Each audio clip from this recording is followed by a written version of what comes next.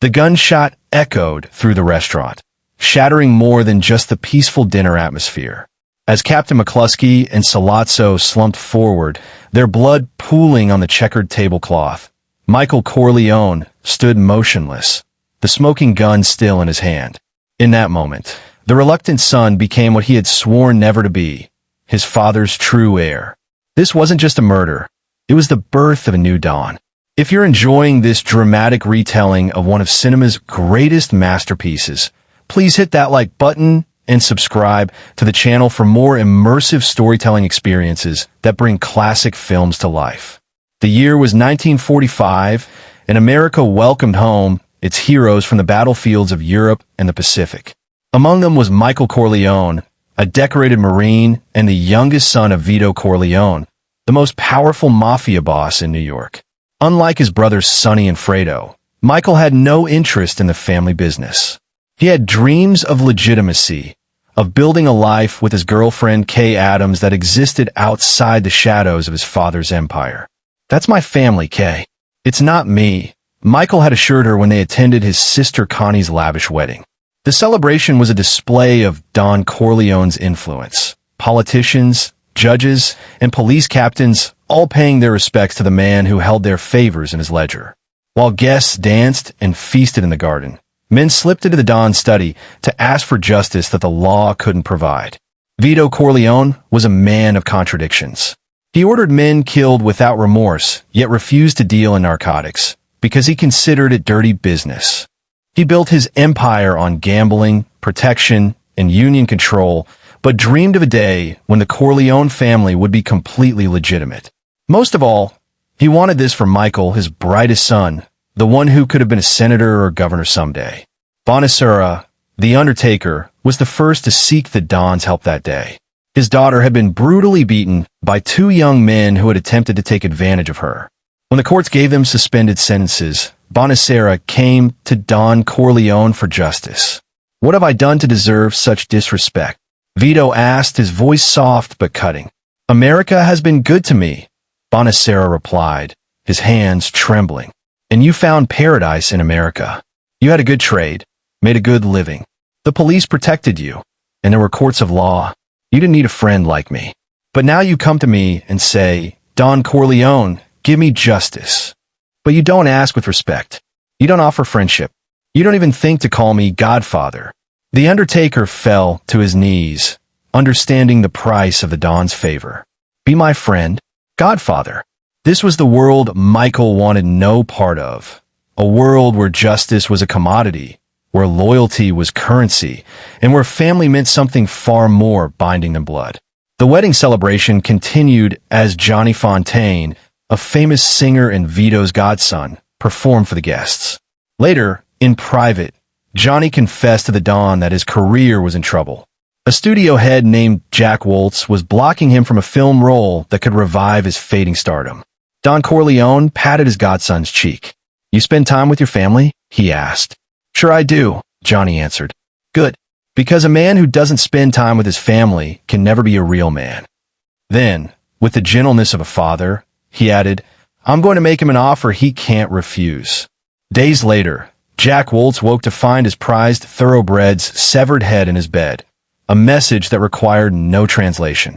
Johnny got the part. For all his power, Vito Corleone had one significant blind spot. He refused to see that the world was changing. When Virgil the Turk Sollozzo approached the family with a proposal to enter the narcotics trade, promising protection from other powerful families and politicians, Don Corleone declined. "I must refuse, with all respect," he said. "I have a sentimental weakness for my children, and I spoil them. They talk when they should listen."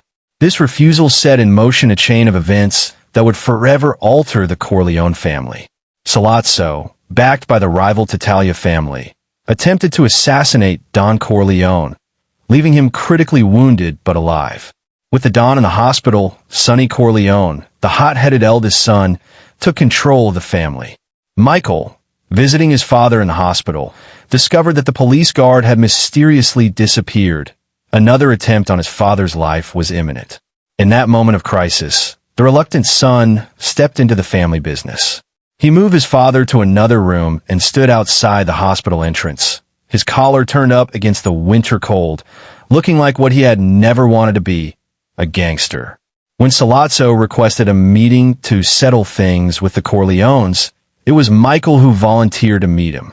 "It's perfect for me. They want me to guarantee my safety," he explained to his skeptical brothers and consigliere Tom Hagen. "They're going to search you when you first meet, so you can't have a weapon then," Sonny warned. Michael's plan was simple but dangerous. Someone would plant a gun in the bathroom of the restaurant where the meeting would take place. Michael would excuse himself, retrieve the weapon, and return to kill both Sollozzo and Captain McCluskey, the corrupt police officer providing protection. "You're taking this very personal," Tom Hagen cautioned. "This is business, not personal." "They shot my father," Michael replied, his eyes cold. "It's business and it's personal." The meeting at Lewis's restaurant in the Bronx was tense. Sollozzo spoke in Sicilian, explaining his position while Captain McCluskey sat nearby. Michael listened, his face betraying nothing of his intentions. When he asked to use the bathroom, Sollozzo nodded his approval. Behind the toilet tank, Michael found the revolver as promised. He took a deep breath, steadying himself for what he was about to do. This was the point of no return.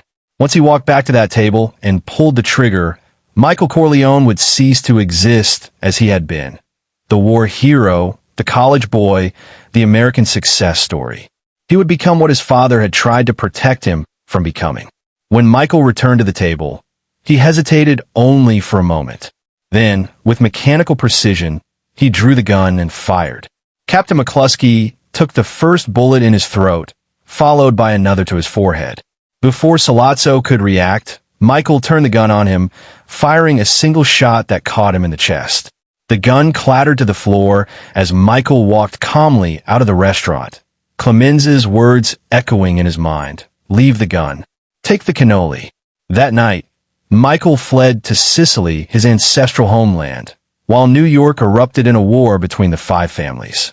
Sonny, acting as head of the Corleone family, ordered retribution against the Tattaglias and their allies. The newspapers called it the Olive Oil War, as the legitimate businesses of the Mafia families were often olive oil importation companies. In Sicily, Michael found temporary peace in the small town of Corleone, protected by Don Tomasino, an old friend of his father's. There, he fell in love with a local girl named Apollonia, whose beauty struck him like the thunderbolt, the Sicilian expression for love at first sight. They married in a traditional ceremony, and for a brief time, Michael found happiness away from the bloodshed in America. Meanwhile, Sonny's temper continued to be his weakness. When he received word that his brother-in-law Carlo had beaten Connie again, he rushed out alone to confront him. It was a trap. At a highway toll booth, Sonny's car was blocked, and he was brutally gunned down by men with Tommy guns. The eldest Corleone son died in a hail of bullets, his body riddled with so many wounds that he was nearly unrecognizable. In Sicily, tragedy also found Michael. As he waited for Apollonia to drive their car around to the front of their villa, he noticed something was wrong. One of his bodyguards was missing. Before he could shout a warning, the car exploded, killing his young bride instantly. The bomb had been meant for him. With both Michael and Vito having narrowly escaped death, the Don, now recovered from his wounds, called for peace. He arranged a meeting with the heads of the five families, where he swore that there would be no vengeance for Sonny's murder. "I swear on the souls of my grandchildren that I will not be the one to break the peace we've made here today," Vito promised. The war ended, and Michael returned to America. He reunited with Kay, who had nearly given up hope of ever seeing him again. Despite everything that had happened, despite the blood on his hands, she agreed to marry him. Michael promised her that within 5 years, the Corleone family would be completely legitimate. Don Vito, sensing his mortality, began preparing Michael to take his place. "I spent my whole life trying not to be careless," the old man confided. "Women and children can be careless, but not men." As they walked through the garden, Vito shared his wisdom with his son. "I like to drink wine more than I used to. Anyway, I'm drinking more." "It's good for you, Pop," Michael replied. "I don't know," Vito mused. "Are you happy with your wife and children?" "Very happy." The Don nodded, satisfied. "That's good.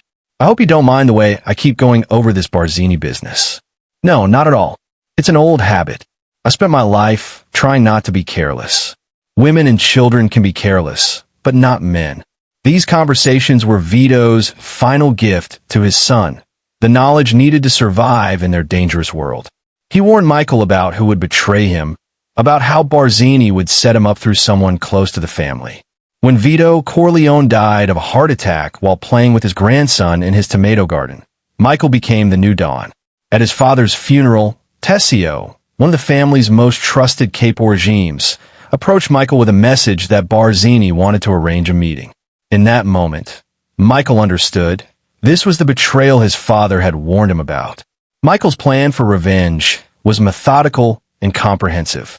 On the same day that he stood as godfather to Connie's child, renouncing Satan during the baptism ceremony, his men carried out a series of coordinated assassinations across New York. Barzini, Tattaglia, Cuneo, and Strachey, the heads of the rival families, all fell. Tessio was led away to his death for his betrayal. Even Mo Green, who had disrespected Michael in Las Vegas, was shot through the eye while getting a massage. When Connie confronted Michael about having her husband Carlo killed, correctly accusing him of orchestrating the murder in retribution for Carlo's role in Sonny's death, Kay witnessed a side of her husband she had never seen before. "Michael, you lousy bastard, you killed my husband." Connie screamed. "You waited until Papa died so nobody could stop you, and then you killed him." Later, alone with Michael, Kay asked directly, "Is it true?" Michael's response was calculated. "Don't ask me about my business, Kay." But she persisted. "Is it true? Don't ask me about my business." "Michael." Finally, he lied. "No." Relief washed over Kay's face as she embraced him, apologizing for doubting him. But as she left the room, Michael was greeted by Clemenza, who kissed his hand and addressed him as Don Corleone. Other men entered, paying their respects to the new godfather.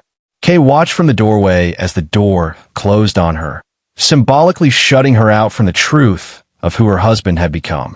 The transformation was complete. Michael Corleone, once determined to live a life separate from his family's criminal empire, had not only joined it, but mastered it. He had become more ruthless, more calculating, and more dangerous than his father ever was. The reluctant son was now the godfather. Years passed, and Michael moved the family operations to Nevada, investing heavily in Las Vegas casinos. He worked tirelessly to make the family legitimate, cutting ties with their old rackets in New York and establishing political connections in the West. But the past refused to stay buried. When a Senate committee began investigating organized crime, Michael found himself the primary target. The committee lacked evidence, but was determined to prove that Michael Corleone was the head of the most powerful mafia family in the country. During the hearings, Michael remained composed, denying all allegations. "I'm not a criminal," he stated firmly. "I am a legitimate businessman who has made investments in gambling, which is legal in the state of Nevada." The committee's star witness was to be Frank Pentangeli, a former Corleone capo who had turned against Michael. But when the moment came for Pentangeli to testify, he recanted his previous statements, claiming the FBI had pressured him to lie. The reason for his sudden change of heart became clear when the camera panned to show Pentangeli's brother, brought from Sicily by Michael, sitting silently in the gallery. A reminder of the old Sicilian message that nothing is more important than family. The Senate committee failed to prove anything against Michael, but the victory came at a cost. His marriage to Kay was crumbling under the weight of his lies. When she told him she was leaving and taking their children, Michael remained calm, reasoning with her. "I'll change," he promised. "I've learned that I have the strength to change." But Kay had one final truth to share, a devastating revelation that shattered Michael's composure. She hadn't had a miscarriage as he believed. She had aborted their unborn son. It was an abortion, Michael. Just like our marriage is an abortion. Something that's unholy and evil.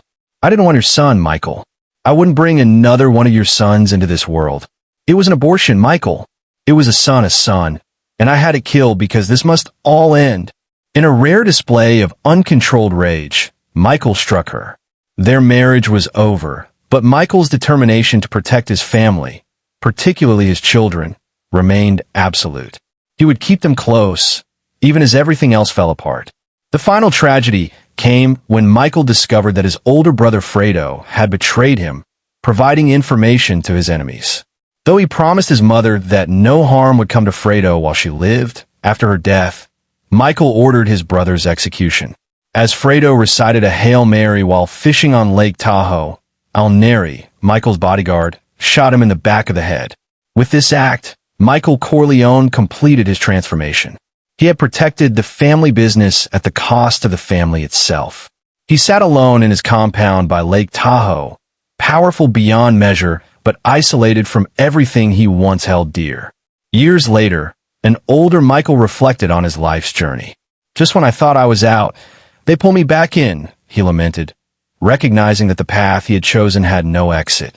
He had become what his father never wanted him to be, a man who sacrificed everything for power. In the twilight of his life, Michael sought redemption. He divested from casinos and donated millions to charity. He received recognition from the Catholic Church for his philanthropic work. He even reconciled with Kay, who had remarried but maintained a connection to their children. But the past could not be undone. The blood on his hands could not be washed away. In a quiet garden in Sicily, Michael Corleone died alone. The final chapter of a story that began with a reluctant son and ended with a lonely king. The legacy of The Godfather isn't just in its portrayal of organized crime or its examination of power. It's in its exploration of family, how we protect it, how we betray it, and how the choices we make in its name echo through generations. It's about the American dream and its dark underbelly, about immigrants seeking their place in a new world while carrying the weight of the old one. Most of all, it's about Michael Corleone's tragic journey from war hero to crime lord, a cautionary tale of how the road to hell is paved with the intention of protecting those we love. In trying to save his family, Michael lost his soul. If this story moved you, if you found yourself captivated by the tragic arc of the Corleone family, please take a moment to like this video and subscribe to our channel. We bring classic cinema to life through storytelling, exploring the themes and characters that make these films timeless. Join our community of film lovers and storytelling enthusiasts as we continue to celebrate the art of narrative. Remember, as Don Corleone said, a man who doesn't spend time with his family can never be a real man. So share this video with someone who appreciates powerful storytelling. And let's keep the conversation going in the comments below. What moment from The Godfather resonated with you the most? Which character's journey do you find most compelling? Your engagement helps our channel grow, and we value every comment, like, and subscription. The Corleone saga continued long after Michael's rise to power.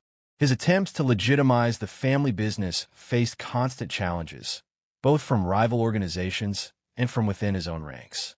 The weight of leadership pressed down on him, transforming the idealistic young man into someone his younger self would hardly recognize. After the Senate hearings, Michael focused on expanding the family's legitimate enterprises. He divested from many of their traditional rackets and invested heavily in real estate, shipping, and construction. His vision was clear: to transform the Corleone name from one whispered in fear to one spoken with respect in boardrooms across America. Tom Hagen remained his most trusted advisor, though their relationship had changed. Where once Tom had been like a brother, now he was kept at a professional distance. Michael had learned the hard lesson that sentiment was a liability in their world. "I have a sentimental weakness for my children, and I spoil them. As you can see, they talk when they should listen," his father had once said. Michael would not make the same mistake. He compartmentalized his life. Business was business, and family was family, though the line between them grew increasingly blurred. Kay's departure left a void in Michael's personal life. Though he maintained custody of their children, Anthony and Mary, his relationship with them was strained. Anthony, in particular, resented his father's control and harbored no interest in the family business. Instead, he pursued a career in opera, much to Michael's disappointment. "I don't want my son involved in the family business," Michael told Tom during a rare moment of candor. I want him to be a lawyer, maybe a judge or a governor. Senator Corleone. Something. The way things are going, Anthony might end up being Senator Corleone, Tom replied. Just not the way you planned. Michael's daughter Mary, however, adored her father. She saw only the successful businessman, the philanthropist, the loving father who attended her school events and bought her expensive gifts. She remained blissfully unaware of the darkness that funded her privileged life. As the years passed, Michael's empire grew more sophisticated. The Corleone family was now the Corleone Group, with holdings in telecommunications, pharmaceuticals, and international shipping. Their legitimate facade was nearly perfect, but beneath the surface, old methods still applied when necessary. Michael's health began to deteriorate. Diabetes affected his vision, and the stress of maintaining his dual existence took its toll. He began to consider who might succeed him, but the options were limited. Fredo was gone, Sonny's son Vincent was too hot-headed, and Anthony wanted nothing to do with the business. In a moment of clarity, Michael realized that his father's dream of a legitimate family business might never be fully realized. The Corleone name would always carry the stain of its origins, no matter how many hospitals he funded or scholarships he established. During a trip to Sicily to watch Anthony perform in Cavalleria Rusticana, Michael visited the town of Corleone. Walking through the narrow streets where his father had been born, he felt a connection to his roots that had been missing for years. He visited the graves of his ancestors and lit candles in the local church. It was there, in the land of his forefathers, that Michael decided to make his final confession. He sought out an elderly priest and unburdened his soul, admitting to the murders he had ordered, including that of his brother Fredo. "Do you renounce Satan and all his works?" the priest asked, echoing the baptismal ceremony where Michael had stood as Godfather while his enemies were executed. "I do renounce them," Michael replied, tears streaming down his face. "Do you believe in God, the Father Almighty, creator of heaven and earth?" "I do." The priest gave him absolution, but warned, "Your penance must be profound." Michael nodded, understanding that no amount of Hail Marys could wash away the blood on his hands. His penance would be to live with the knowledge of what he had done, to face the consequences of his choices every day until his death. The opera performance was a triumph for Anthony, who had finally found his own path, free from his father's shadow. As the family celebrated afterward in the courtyard of an ancient Sicilian palazzo, Michael watched his children with a mixture of pride and regret. They had grown up without knowing the warmth and unity that had characterized his own childhood, despite all the advantages he had provided. The celebration was interrupted by the arrival of Vincent Mancini, Sonny's illegitimate son, who had been working his way up in the family business. Vincent warned Michael about a new threat, Don Altobello, an old family friend who had betrayed them to a rival named Zasa. "Never hate your enemies," Michael advised Vincent. "It affects your judgment." But Vincent, like his father before him, was ruled by his passions. He had already begun a dangerous affair with Mary, his first cousin, further complicating the family dynamics. As Michael considered his options, he suffered a diabetic stroke. While recovering, he made a momentous decision. He would sell his gambling interests to the Vatican Bank, completing his transformation into a legitimate businessman. The deal would bring the Corleone Group hundreds of millions of dollars and, more importantly, respectability. However, corruption within the Vatican threatened the deal. Michael found himself once again drawn into a web of conspiracy and betrayal, forced to navigate the politics of both the church and the underworld. The more he struggled to break free from his past, the more firmly it held him in its grip. In a moment of clarity, Michael named Vincent as his successor, but with one condition: he must end his relationship with Mary. Vincent agreed, understanding that in their world, personal desires must be sacrificed for the good of the family. "All my life, I've kept trying to go up in society," Michael confided to Vincent, "where everything higher up was legal, straight, but the higher I go, the crookeder it becomes. Where the hell does it end?" Vincent had no answer, but he accepted the mantle of leadership with a solemn promise to protect the family. The culmination of Anthony's opera performance should have been Michael's moment of triumph. His son successful on his own terms, his business dealings legitimized, his daughter happy. Instead, it became his greatest tragedy. As they left the opera house, an assassin's bullet meant for Michael struck Mary instead. She died in her father's arms, her last word a confused dad, as life left her eyes. Michael's scream of anguish was silent, his mouth open in a howl that produced no sound.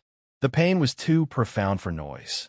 Everything he had done, every compromise, every sin, every murder, all of it had been to protect his family. And in the end, he couldn't even do that.